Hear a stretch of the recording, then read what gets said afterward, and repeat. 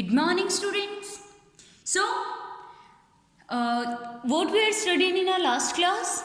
In our last class, we had studied at chapter 2nd and we have completed that chapter.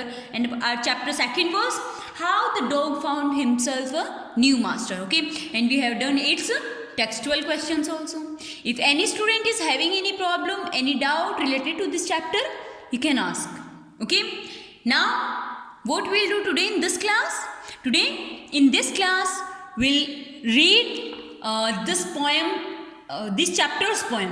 Okay, poem with chapter 2nd. Okay, and our poem is The Kite. Okay, ये poetry कौन सी है? What's the name of this poem? The Kite. Okay, जो कि हमें as a stanzas बताई हुई है. Okay, so start करते हैं.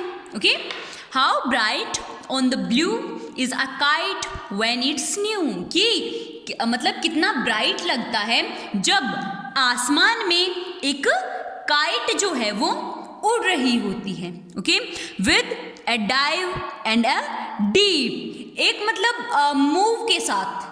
ओके, जो कि बहुत मतलब जल्दी जल्दी क्विकली जो मूव होता है, मूव डाउन क्विकली, जो उसका डाइव जो होता है वो डीप होता है. इसके साथ इट स्नैप्स इट्स टेल. वो अपनी टेल को भी मूव करती हुई रहती है. ओके, जो काइट जो है वो अपनी टेल को भी मूव करते हुए रहती है. Then soars like a ship. और फिर इस तरह मतलब वो इतने हाई वो मूव करती है एयर में जैसे कि कोई शिप हो.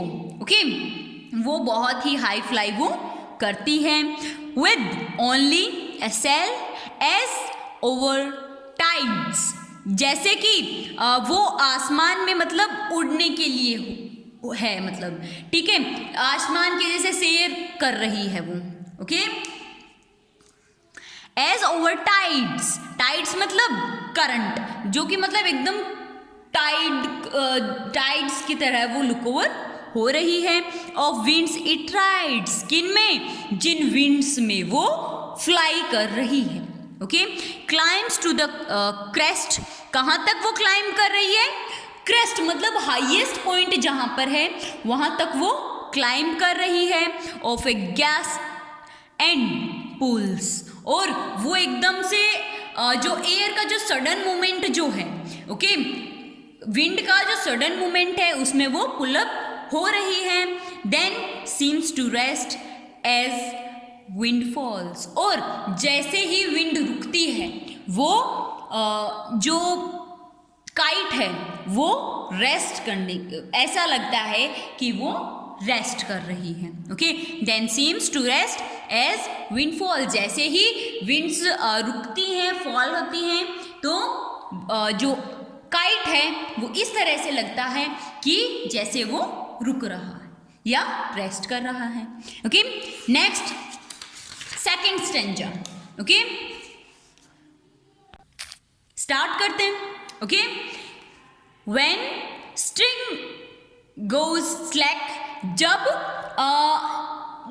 विंड्स जो हैं, एक minute, when strings go slack your wind is back. जैसे ही स्ट्रिंग जो होती हैं, जो विंड जो होती है वो लूज होती है. ओके, देन वो रिटेक होती है.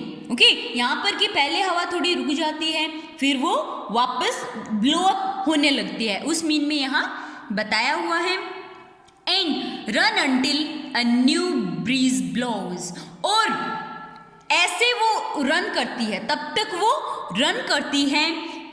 A new breeze blows. जब तक एक नया जो ब्रीज जो है वो ब्लो अप नहीं होने लगता. And it's winds fall and up it get. जैसे ही विंड्स अप होती हैं वापस जो काइट है वो ऊपर की तरफ जाने लगता है. How bright on the blue is a kite when it's new. कितना अच्छा लगता है जब आसमान, जब जो ब्लू कलर्ड जो आसमान है उसमें जब न्यू काइट उड़ रही होती है. बट एरेगेंडर थिंग्स. पर एक जो मतलब बहुत ज़्यादा गंदा या बहुत ज़्यादा मतलब अनटाइड होता है. बट रेगेंडर थिंग्स क्या सोचते हैं you never will see when it flaps on the string in the top of a tree. जो मतलब गंदे लोग जो हैं या फिर जो होते हैं वो लोग ये बोलते हैं कि जब ये काइट जो है ये ट्री के टॉप साइड में फंस जाएगी तो ये आपको दिखाई भी नहीं देती. ओके, यहाँ कंप्लीट होती है हमारी पोएम. नेक्स्ट देखते हैं हम इस जो पोएम जो है हमारी इसके textual questions. Okay, list out the action words in the poem. क्या करना है, इस पोएम में जो एक्शन वर्ड्स जो हैं या बोल सकते हैं वर्ब्स जो हैं वो आपको फाइंड आउट करनी है. Okay, so the other action words are sure. एक पहले तो dive, deep, snap, soars, rides, climbs, pulls, falls, run, blows, goes, flaps. Okay, ये क्या है, एक्शन वर्ड्स हैं इस पोएम में. Okay, question second, read these lines from the poem. क्या करना है, पोएम से आपको ये लाइन रीड करनी है.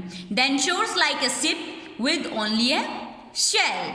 The movement of the tallest kite is compared to a ship without a sail. This is called a simile.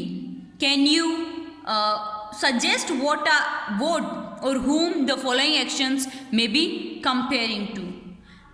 He runs like, he eats like, he sings like, he shines like, it flies like. बेटा क्या बताया हुआ है आपको कि ये जो lines है ना, इन लाइंस को आपको वो ना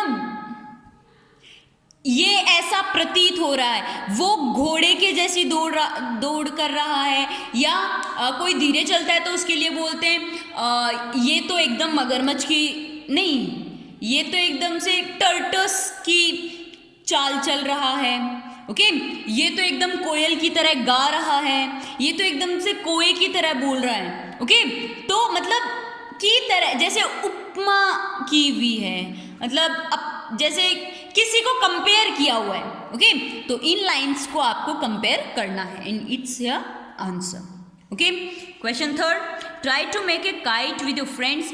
collect the things required such a colour, paper, newspaper, threaten, glue, a thin stick, and then that can be bent. After making the kite, see it, you can fly it.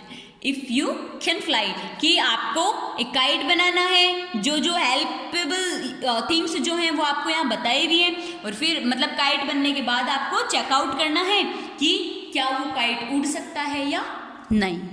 Okay, so here completes our textual questions. What's your homework?